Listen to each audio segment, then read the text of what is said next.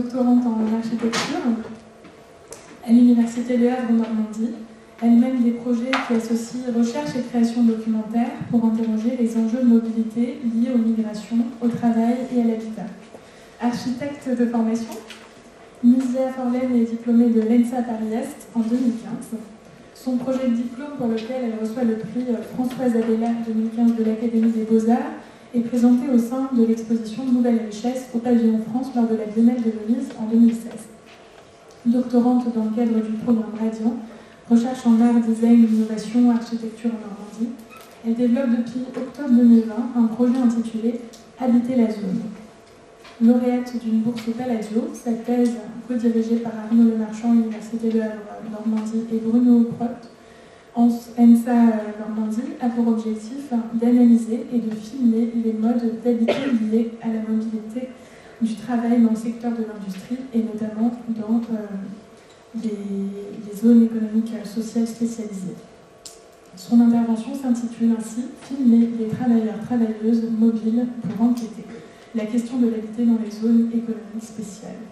C'est à vous. Bonjour à toutes et à tous. Merci beaucoup aux trois organisatrices pour leur accueil, pour l'organisation de ce colloque.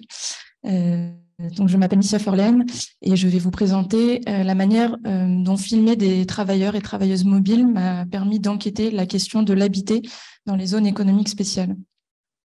Donc, je suis architecte de formation et je mène depuis octobre 2020 une thèse qui s'intitule « Habiter la zone » et qui a donc pour objectif à la fois d'analyser et de filmer l'articulation entre l'habitat et la mobilité du travail dans le secteur de l'industrie et notamment dans les zones économiques spéciales. Et j'ai, comme vous mentionnez, une co-direction entre une école d'architecture à Rouen et l'Université du Havre. Une particularité de ce doctorat est qu'il se déroule dans le cadre d'un programme doctoral de recherche-création qui s'appelle Radiant, qui associe des écoles d'art et d'architecture normandes à des écoles doctorales. Et donc, ma thèse prendra plusieurs formes, à la fois une recherche académique, mais aussi des productions audiovisuelles, et qui ne sont pas uniquement pensées comme le résultat de cette recherche, mais comme un processus actif de recherche et de création. À cela s'ajoute un journal de bord qui, dans mon cas, prend la forme d'une carte interactive et évolutive qui me permet de recenser des observations, des réflexions, mais aussi des images et des sons issus de ce travail hybride de recherche-création. Je vais vous présenter mon terrain de recherche qui se compose en fait de différents territoires géographiques, à la fois en Normandie et en Pologne. Je commençais par introduire le contexte initial de la recherche à Port-Jérôme-sur-Seine, pour aussi vous introduire les enjeux de représentation liés à l'invisibilisation des territoires industriels et des populations mobiles qui s'y rattachent. Et je vous présenterai ensuite deux projets de films recherche en cours qui mobilisent des dispositifs différents l'un de l'autre en raison des spécificités de chaque terrain. L'un autour de Flamanville et du chantier de l'EPR, qui m'a amené à tourner dans différents lieux de vie et de questionner la place du genre et des rôles féminins dans le déplacement. Et un autre qui est en fait un travail d'analyse et de montage à partir de vidéos YouTube réalisées par des ouvrières étrangères en Pologne. Port-Jérôme se situe entre Rouen et Le Havre, le long de la Seine. Et il présente un contexte particulier puisque c'est là qu'a été implantée la première zone économique spéciale française. Alors, une zone économique spéciale, c'est en fait une portion de territoire géographique délimitée dans laquelle des entreprises vont pouvoir bénéficier de lois fiscales plus avantageuses que celles pratiquées dans le reste du pays. Donc, la plus emblématique, qui est la première, en fait, c'est la zone économique spéciale de Shenzhen en Chine. La Chine ayant recouru énormément depuis les années 80 pour réaliser la transition de l'économie socialiste à une économie de marché. Et donc, Port-Jérôme est en fait une zone peste à l'échelle nationale. Ça marche. Qui pourrait être élargie en fait à d'autres territoires industriels. Port-Jérôme a été choisi pour sa position stratégique le long de l'axe Seine pour pour sa grande réserve de foncier et pour la présence historique en fait d'une zone industrielle, puisque depuis les années 30, se sont implantés Esso et Mobil, et c'est une grande plateforme pétrolière.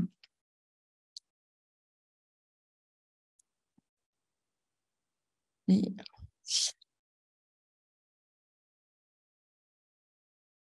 lorsque j'ai commencé cette recherche, je voulais appréhender donc, le contexte de l'évolution de cette zone industrielle, et j'ai commencé par assembler des photographies aériennes recueillies sur le site de l'UGM. Et voilà ce qui est apparu. Donc, ce sont des cartes à trous noirs, donc ces enclaves opaques à l'emplacement de la zone industrielle. Donc, ces trous noirs viennent souligner les enjeux de représentation de ces zones, à la fois visuelles mais aussi théoriques. Il y a très peu de littérature sur les zones économiques spéciales et les zones industrielles en général.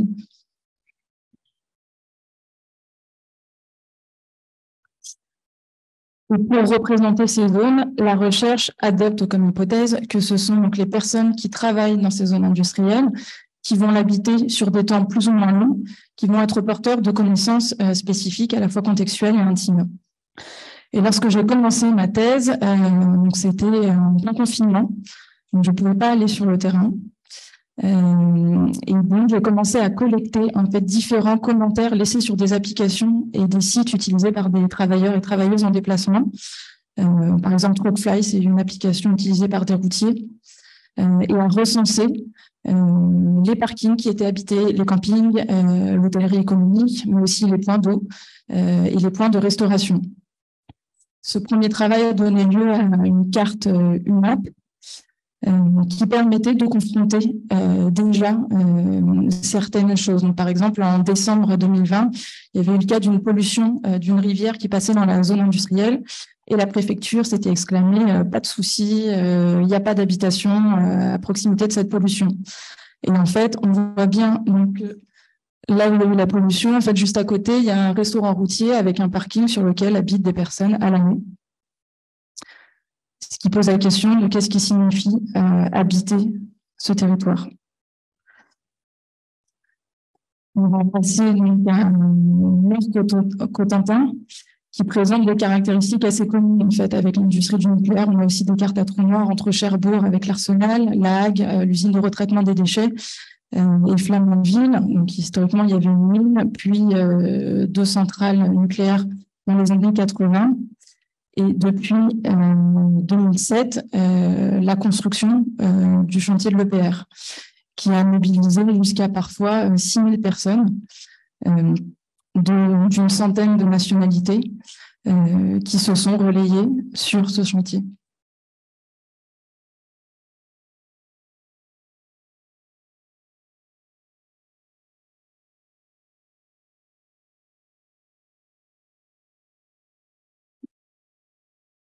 Oui. Donc, le premier endroit où je me suis rendue, c'est en fait dans les campings, les différents campings qui sont mis en place tout autour de l'EPR, dans lesquels sont logés certains travailleurs. Donc ici, on est au Pieux. Hop. Là, on est vers Cherbourg, avec des mobil-homes un peu plus anciens, qui datent des années 80. Et j'ai commencé à réaliser des entretiens, à filmer des scènes de vie avec des personnes rencontrées sur place. Et par exemple, Alexandre, qu'on voit sur la gauche, il habite un mobil-home depuis 7 ans. Et au départ, je me rendais compte qu'en fait, je ne filmais que des hommes. Et j'avais cette question quand même de la place des femmes un peu floue. Je me demandais est-ce qu'il y en a, est-ce qu'il n'y en a pas, qu'est-ce que ça raconte. Et finalement, quand on cherche, on trouve. Donc, il y a des femmes qui habitent dans le camping, peu, mais il y en a. La majorité qui est intérimaire, qui travaille sur le chantier.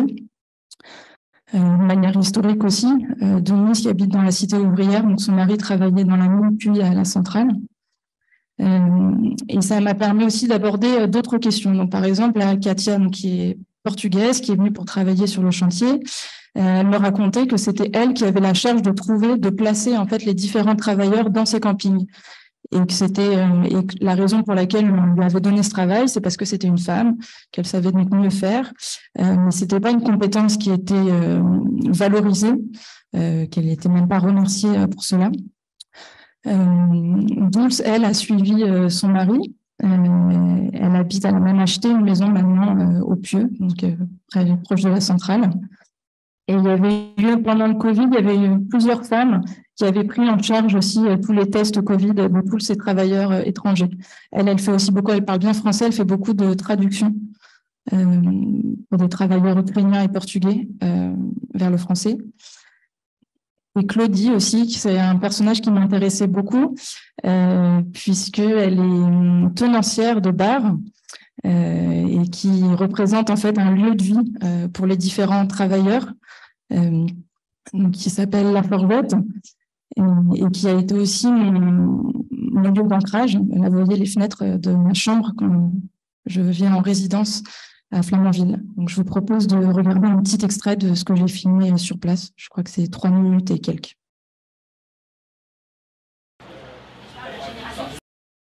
Donc voilà, donc c'est vraiment aussi par cette piste des rôles féminins que j'ai été amenée à découvrir d'autres lieux, parce que le bar, ça reste quand même un lieu assez historique de rencontre. En revanche, cette petite cabane entre l'espace domestique et l'auto-entrepreneuriat, qui constitue en fait un espace de détente pour différentes femmes portugaises qui se sont rencontrées d'ailleurs sur le chantier.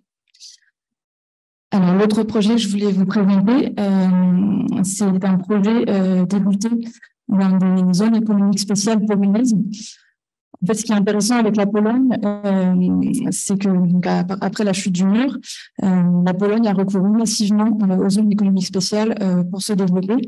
Donc, il y a 4 zones économiques spéciales et des centaines de sous-zones sur tout le territoire. Quand je me suis rendue en Pologne, j'ai en fait suivi la trace de 2 films réalisés par Tsun TV et le think tank féminicide. Le premier, qui s'appelle Grève des mères, sur une grève de femmes qui travaillent dans des zones économiques spéciales et qui se logent dans des squats. Et le second, zone d'exploitation spéciale, qui se déroule en fait dans une zone économique spéciale où est implantée l'usine coréenne LG. Donc là, vous voyez sur la diapo le croisement de la rue de la Corée, de Séoul et de LG Électronique. Donc c'est LG et ses sous-traitants. Donc tout autour, on peut voir ce genre de construction. Et alors que je filmais en fait des arrêts de bus qui portaient tous en fait le nom des différents sous-traitants de LG, on m'a signifié que je ne pouvais pas filmer. Parce que même s'il n'y a pas de mur, je suis arrivée en bus depuis le centre-ville. En fait, c'est une zone privée qui est gérée par l'entreprise. Et donc là, à nouveau, la zone noire des cartes. Et on a dû trouver d'autres moyens en fait pour collecter des informations. Et là, j'ai découvert qu'en fait, il y avait des centaines de vidéos YouTube postées par des travailleurs qui travaillaient dans ces usines et qui montraient à la fois les usines, mais aussi les lieux de vie. Et donc, je me suis dit, c'est génial. En fait, les images que j'essaye de tourner, elles existent déjà. Et c'est comme ça que j'ai commencé un travail à la fois d'analyse et de montage à partir de ces vidéos, qui constituent à ma connaissance une des seules sources, d'ailleurs, sur justement les conditions d'hébergement liées au travail en usine en Pologne. Et donc là, je vais vous montrer un petit extrait de 2 minutes. Je travaille principalement autour de 3 chaînes YouTube réalisées par Becca, qui est nigériane, Kari, qui est zimbabwéenne, et Joy, qui est philippine. J'analyse en fait ces vidéos suivant 3 échelles empruntées à la géographe Camille Schmoll: l'échelle du corps et l'échelle de l'espace domestique en lien avec l'espace de l'usine, et aussi l'espace numérique. En fait, ces vidéos elles montrent bien que c'est aussi un espace qui est habité par des personnes en déplacement. Et les commentaires laissés sous ces vidéos sont extrêmement importants. On voit que les personnes se répondent. Ça constitue vraiment des tutos pour d'autres personnes qui voudraient migrer. Donc là, on est sur des personnes. En fait, maintenant, les Polonais ne travaillent plus dans ces usines. Ce sont des personnes donc hors Europe ou Europe non UE qui travaillent dans ces usines. Et je pense qu'il faut que je conclue. L'objectif de ces vidéos, c'est aussi de les faire après circuler. Donc là, c'était par exemple une projection du film polonais à des ouvriers sur un des chantiers du Grand Paris. Et donc de mettre également toutes ces vidéos en réseau. Je vous remercie beaucoup. Merci beaucoup, Lisa, pour cette communication.